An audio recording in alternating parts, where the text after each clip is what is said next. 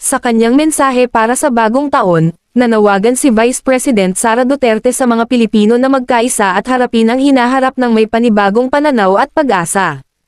Ayon sa kanya, ang pagsalubong sa bagong taon ay hindi lamang simpleng paglipas ng panahon, kundi isang pagkakataon para magsimula muli at magbukas ng bagong kabanata sa buhay ng bawat isa.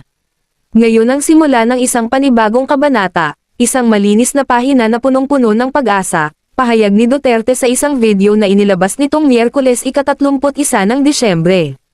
Binigyang diin niya na ang bagong taon ay simbolo ng renewal, panahon para iwanan ang bigat ng nakaraan at yakapin ang mga posibilidad na dala ng bukas. Hinimok din ng Vice Presidente ang publiko na iwaksi ang anumang pag-aalinlangan at takot sa pagharap sa 2026.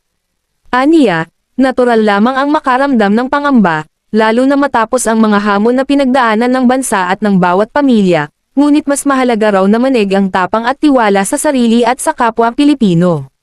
Dagdag pa niya, sa pamamagitan ng pagkakaisa, malasakit, at positibong pananaw, mas kakayanin ng bansa na lampasan ang anumang pagsubok. Sa pagtatapos ng kanyang mensahe, ipinaalala ni Duterte na ang bagong taon ay isang paanyaya hindi lamang para mangarap, kundi para kumilos at sama-samang bumuo ng mas maayos at mas matatag na kinabukasan para sa lahat.